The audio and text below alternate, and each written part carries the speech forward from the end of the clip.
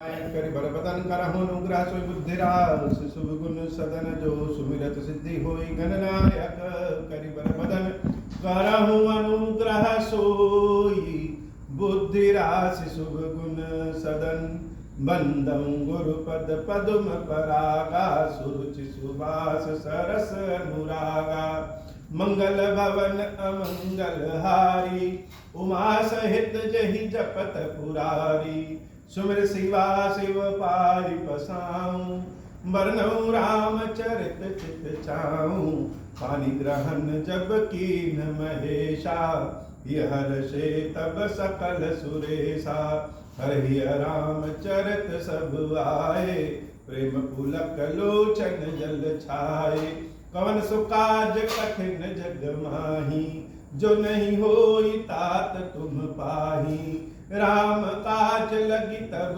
अवतारा सुनत ही भयऊ पर्वताकारा। हे महादेव, इस जगत बाबा, इस जीवन बाबा, न कोई कार्य कठिन है, न ही कोई कार्य संभव है भैया। सारे कार्य सरल और संभव हो जाते हैं बाबा, अगर आपकी कृपा हो जाए। कल हम लोग श्री सिद्धिराज गणेश जी की कथा सुने।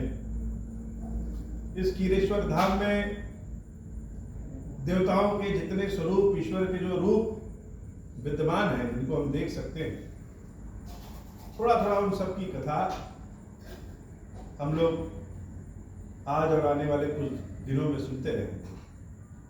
उसी क्रम में आज दूसरे दिन सिद्धिराज गणेश जी के बाद उनके भाई कार्तिकेय जी की कथा सुनेंगे।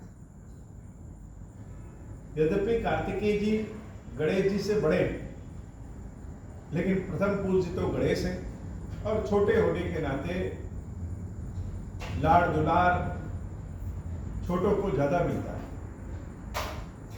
कार्तिकेय जी बड़े अद्भुत, उनकी व्यवस्था ही बड़ी निराली। आजकल हम लोग देखते हैं कि ब्राह्मण वर्ग, सब तो नहीं लेकिन कुछ ब्राह्मणों के भगवान का नाम जहां आता है, देवता का नाम जहां आता है, वहां ब्राह्मणों के नेता के रूप में परशुराम जी को याद करते हैं। यद्यपि सत्य है कि परशुराम जी ब्राह्मण थे और बहुत अनोखे अनोखे काम उन्होंने किया भगवान के रूप में, लेकिन फिर भी अगर देखा जाए तो परशुराम जी ब्राह्मण थे, ब्राह्मण वर्ग में जन्म लिए थे, अवतार लिए थे, कार्य क्षत्रियों का किया था। कार्तिकेय जी ब्राह्मणों के असली नेता हैं। ब्राह्मणों का जो सबसे असली नेता है, जो सबसे असली भगवान है, वह कौन है? वो कार्तिकेय जी। और दक्षिण भारत में कार्तिकेय जी की ज्यादा पूजा होती है, उत्तर भारत में कम। लेकिन कार्तिकेय जी की कृपा के बारे में सब जानते हैं। मानस में कार्तिकेय जी के बारे में गागर में सागर लिखा हुआ है। गोस्वामी तुलसीदास बाबा कहते हैं कि जब भगवान शंकर और देवी पार्वती का विवाह हो गया, शंकर जी का पार्वती जी का विवाह ही कार्तिकेय जी के कारण हुआ। उस समय एक राक्षस तारकासुर ने जन्म लिया। देवी सती जब अपने शरीर को त्याग दी और भगवान शंकर अपने शिवत्व को छोड़ करके सती के वियोग में सारे संसार में इधर उधर टहलने लगे, तो उस समय मौके का फायदा उठा करके एक राक्षस तारकासुर ने अपनी शक्तियां बहुत बढ़ा लिया और स्वर्ग पे आधिपत्य जमा लिया। कोई भगवान शंकर को उनका अपमान करेगा, शिव जी क्या, शिव जी के भक्तों का भी अपमान कोई करे तो कर्म का फल तो भोगना ही पड़ता है, इसमें कोई संदेह ही नहीं। शंकर जी के गण वीरभद्र ने जो यज्ञ में तांडव किया हुआ तो अलग है, लेकिन शंकर जी ऐसे वियोग की स्थिति में पहुंचे कि उन्होंने स्वयं किसी का वध नहीं किया। सती को गोदी में उठाए संपूर्ण संसार में टहलने लगे, और लीलावश भगवान विष्णु ने जब अपने सुदर्शन से सती के शरीर को काट दिया तो सती के भस्म को लपेट करके संसार में घूम रहे। उसी समय तारकासुर ने अपनी शक्ति बढ़ा ली और स्वर्ग पे कब्जा कर लिया, आधिपत्य जमा लिया। सारे देवता लोग मारे मारे घूमने लगे, उनको अपनी गलती का एहसास हो गया। हम सब में एक बड़ा लालच होता है। जो पढ़े लिखे लोग होते हैं वो अपना स्वार्थ ज्यादा देखते हैं। कहीं भी थोड़ा सा लाभ मिला तो आदमी खसक जाता है। दक्ष प्रजापति ने सबको जब यज्ञ में निमंत्रण दिया तो किसी ने यह नहीं किया, कहा कि इस यज्ञ में तो भगवान शंकर का निमंत्रण नहीं है, तो जहां शिव जी नहीं है वहां धर्म नहीं है, तो हम सब कैसे? सब तो निमंत्रण के लालच में शंकर जी को ही भूल गए। तो जब हम भूल जाएंगे शंकर जी को, यही स्थिति होगी। देवता लोग मारे मारे फिरने लगे। तारकासुर ने ब्रह्मा जी से एक अनोखा वरदान ले लिया था। पहले तो ब्रह्मा जी से कहा कि मुझे अमर बना दीजिए। ब्रह्मा जी ने कहा कि अमृत का वरदान मेरे हाथ में नहीं है, कुछ और मांगो। तारकासुर ने कहा कि अच्छा तो ऐसी कृपा करिए कि मेरा वध केवल और केवल शंकर जी के पुत्र के हाथों से ही हो। यह उसी तरीके से है कि कोई कहे कि आधी रात में जब सूरज निकलेगा तभी हम कोई काम करेंगे। यह तो असंभव है, सती है ही नहीं। शंकर जी की जो स्थिति है उसमें उनका पुत्र कहां होगा? ब्रह्मा जी ने तथास्तु कह दिया। तारकासुर को लगा कि अब तो उसने सारा संसार जीत ही लिया है, शंकर जी का पुत्र होगा ही नहीं तो मेरा वध नहीं होगा। और तारकासुर ने स्वर्ग पे अपना आधिपत्य जमा लिया। देवता लोग अपनी जान बचाने के चक्कर में चारों ओर भागने लगे। अब शंकर जी का पुत्र कैसे? कर्म का फल बड़ा जोरदार मिलता है। कोई हो बड़ा जोरदार, ईश्वर के पास न्याय बहुत जबरदस्त होता है। देवताओं ने, ऋषियों ने, मुनियों ने दक्ष प्रजापति के लालच में शंकर जी को बुला बैठे थे। अब वही शंकर जी के चारों ओर घूम रहे हैं कि शंकर जी का विवाह हो जाए तो पुत्र हो। अब शंकर जी का विवाह कैसे हो, किससे हो? सती के अलावा और किसी से विवाह तो करेंगे नहीं। और जिस समाधि में है उस समाधि में शंकर जी को मनाए कौन? लेकिन जगदम्बा तो बड़ी दयालु है। उन्होंने पार्वती के रूप में अवतार लिया, जन्म लिया। और जब पार्वती के रूप में अवतार लिया तो देवताओं के पास मानो एक आशा की शक्ति आई। आशा की शक्ति बहुत बड़ी शक्ति है। कोई काम भले ना हो रहा हो लेकिन आशा हो कि हो जाएगा, व्यक्ति जीवित रहता है। अब जब देवी ने पार्वती के रूप में जन्म लिया है तो देवताओं के पास आशा का दीपक आ गया कि पार्वती अगर जन्म ली है तो शंकर को प्राप्त तो करेंगे। और उसी समय बड़ी मेहनत करने के बाद देवी पार्वती के अखंड तपस्या के बाद पानी ग्रहण जब कीन महेशा यह हर्षे तब सकल सुरेशा। भगवान शंकर और देवी पार्वती का विवाह हुआ तो यह हर्ष, एक खुशी होती है जो चेहरे से दिखती है, और एक खुशी होती है जो चेहरे पर तो दिखती ही दिखती है लेकिन हृदय में बहुत अपार हो जाती है। देवताओं के हृदय में अपार खुशी हो गई। जैसे लगा कि आधा युद्ध तो हमने जीत लिया, पार्वती का शंकर के साथ विवाह हो गया, अब तो ठीक है। शंकर जी पार्वती जी का जब विवाह हो गया तो तुलसी बाबा कहते हैं, जब ही शंभु कैलाश ही आए, सुर सब निज निज लोक सिधाए। शंकर जी जब पार्वती जी को लेकर के कैलाश आते हैं तो सारे देवता लोग अपने अपने घर में आराम से विश्राम करने जाते हैं कि अब कोई चिंता की कोई बात नहीं, शंकर जी अपनी पदवी धारण कर लिया, अब तो हम लोग बची जाएंगे। और जगत मात पितु शंभु भवानी, इस समस्त संसार के माता पिता कौन है? भगवान शंकर और पार्वती मैया है। तही श्रृंगार न कहूं बखानी, तो माता पिता हैं तो उनके श्रृंगार के बारे में, उनके भोग विलास के बारे में ज्यादा कहना नहीं चाहिए। तुलसी बाबा कहते हैं कि करहि विविध विधि भोग विलासा, गणन समेत बसहि कैलासा। ललित कला में अगर कहीं पे भी नाटक ले लें, व्रत अनुष्ठान ले लें, कोई ड्रामा ले लें, कविता ले लें, जहां रस का वर्णन हो, वहां शंकर और पार्वती का वर्णन। मंदिरों के दीवालों पे अनेक आकृतियां बनी हैं तो शंकर और पार्वती। गर्भगृह में मुख्य देवता के रूप में विराजमान कोई है तो शंकर और पार्वती। शंकर जी की बड़ी अद्भुत महिमा।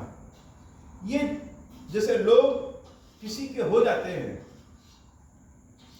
किसी बड़े आदमी के यहाँ जाइए, उनके यहाँ नौकरी करिए तो बताइए कि हम उनके आदमी हैं। लेकिन शंकर जी की विशेषता यह है कि वो जहां जाते हैं वहां के हो जाते हैं।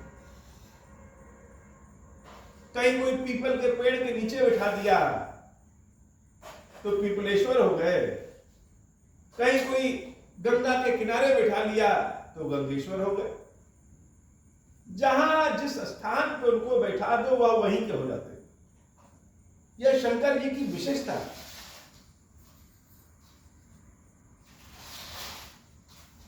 तो मंदिरों पे बनी हुई कलाकृतियों से लेकर के और कालिदास जैसे कवियों के द्वारा जो वर्णन है वह सब कुछ भगवान शंकर और पार्वती का ही वर्णन है। सुंदरता का जहां वर्णन है वहां पार्वती का वर्णन है। कालिदास ने देवी पार्वती की विभूतियों का ऐसा वर्णन किया है, पार्वती माता की सुंदरता का ऐसा वर्णन किया है कि कालिदास उस तेज को संभाल नहीं पाए और जगह जगह उनके शरीर में फोड़े हो गए, कोढ़ निकल गया।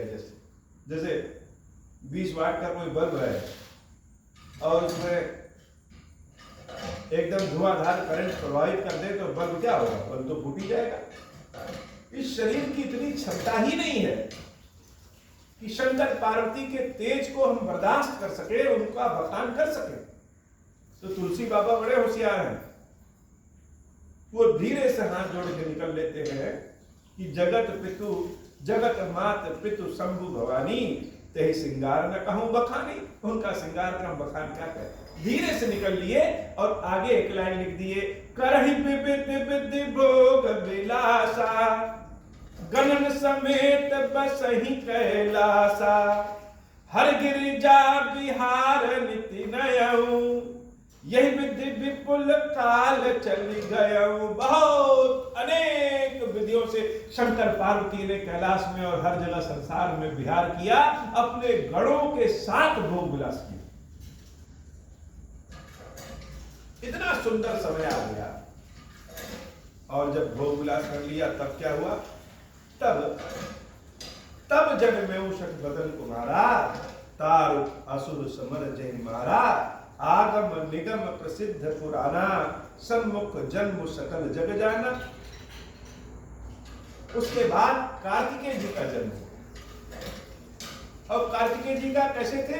6 शरीर वाले, 6 मुख वाले। उन्होंने तारकासुर का वध किया। और कार्तिकेय जी के बारे में वेद पुराणों में पहले से ही वर्णन है, हम क्या कहने ज्यादा।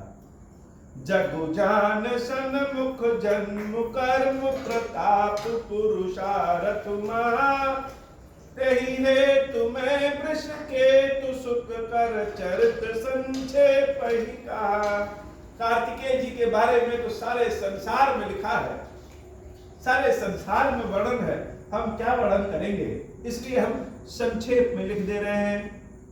यह उमा शंभु विबाहु जे नर नारी काई, जे गावही कल्याण काज विवाह मंगल, सर्वदा सुख पावही। तो भगवान शंकर और पार्वती जी का जब विवाह हो गया, वो कैलाश में विलास कर रहे थे। अब शंकर जी जब प्रेम में डूबे तो प्रेम शंकर हो गए, समाधि में डूबे तो समाधि में ही हो गए। जिस काम में शंकर जी लगते हैं फिर उसमें पूरी तरह लग जाते हैं। जब समाधि में थे तो समाधि से उठाने के लिए कामदेव को अपना तीर चलाना पड़ा और कामदेव भस्म हो गए। और अब जब विवाह के बाद भोग विलास में है तो संसार की कोई खबर ही नहीं। देवता लोग बड़े परेशान हो गए कि शंकर जी को और पार्वती जी को कैसे बताएं कि हम लोग बहुत परेशान हैं, उनके इस गृहस्थ जीवन को उनसे बाहर कैसे निकालें। तो किसी की हिम्मत नहीं हुई जो ऐसा कर ले। किसी तरह अग्निदेव को समझाया गया कि अग्निदेव आप जाइए। अग्निदेव कह रहे हैं कामदेव गए थे तो उनका हाल तो सारा संसार देखा है, हम जाएंगे तो निश्चित रूप से हम तो भस्म हो जाएंगे स्वयं। लेकिन क्या करें, जाना तो है ही है, न जाए तो तारकासुर मार दे। अब कैलाश में कोई दरवाजा और दरवाजा तो है नहीं, केवल गढ़ लोग हैं, कोई कहीं भी घुस सकते हैं। शंकर भगवान का किसी से क्या छिपाओ क्या दुराओ। अग्निदेव देवी पार्वती और भगवान शंकर के गुफा के कक्ष में प्रवेश कर जाते हैं। और जब प्रवेश करते हैं तो शिव जी तो नहीं लेकिन पार्वती जी बड़ा आश्चर्यचकित हो जाती। इसी आश्चर्यचकित में शंकर जी का जो तेज निकलता है,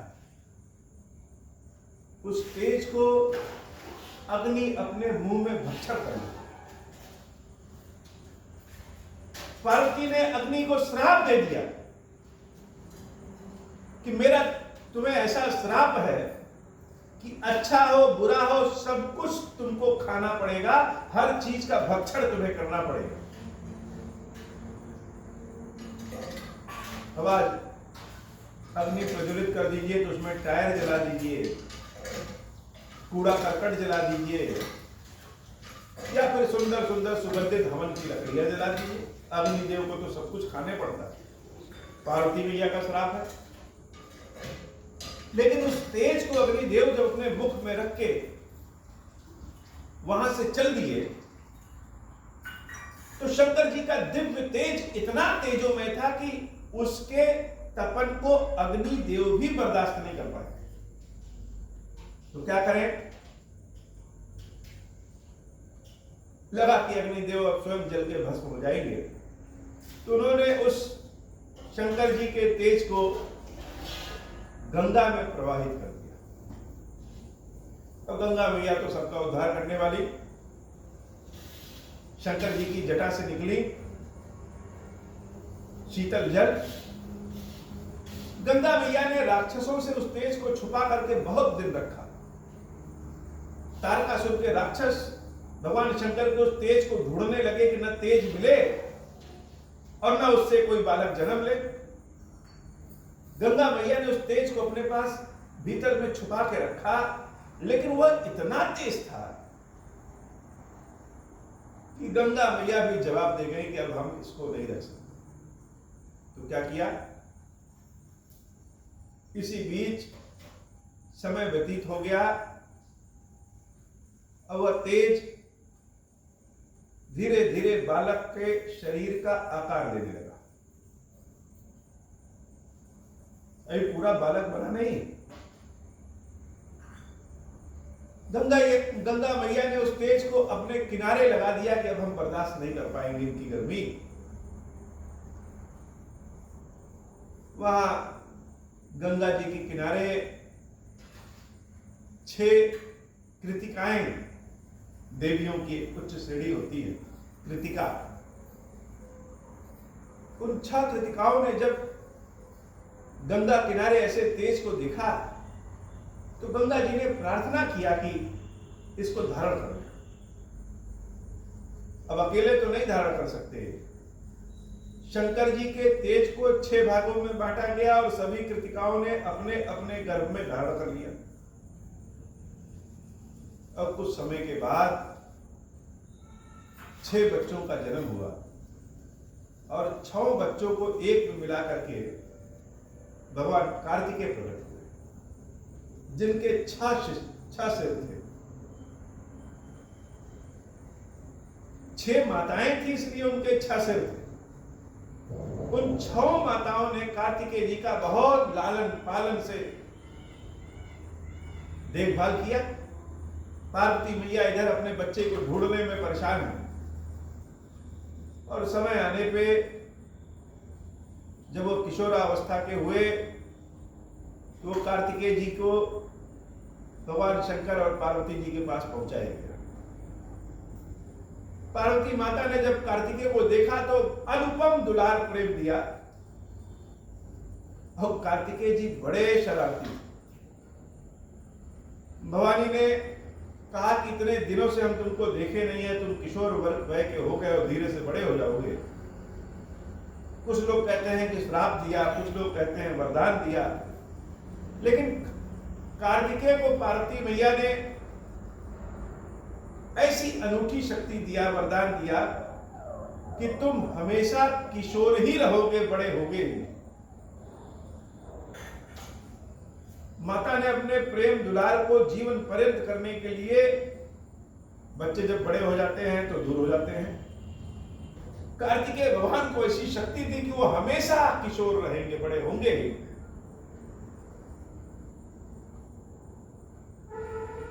अब भगवान शंकर ने शिक्षा दिया और कार्तिकेय तारकासुर से युद्ध करते हैं और तारकासुर का वध कर देते हैं।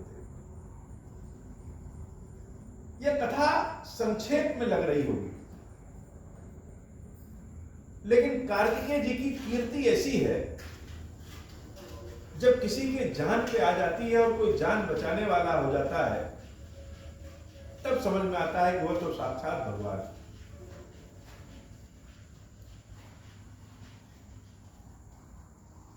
कथा को जानने समझने के लिए, अनुभव करने के लिए स्वयं को कथा से जोड़ना पड़ता है। भीषण गर्मी के बाद जब बरसात आती है या शीतल हवा मिलता है, तब लगता है कि यह शीतल हवा कितनी आनंदमय है। भूख के बाद जब भोजन मिलता है, तब उस भोजन की कीमत समझ में आती है। दुख के बाद जब सुख मिलता है, तब भगवत कृपा समझ में आती है। सारे संसार में त्राहिमाम मचा। और कार्तिकेय जी ने केवल तारकासुर का वध करके संसार को नहीं बचाया। बड़ी अद्भुत बात है, समझने की बात, कि बिना शंकर पार्वती के संसार समझो समाप्त सा हो गया था।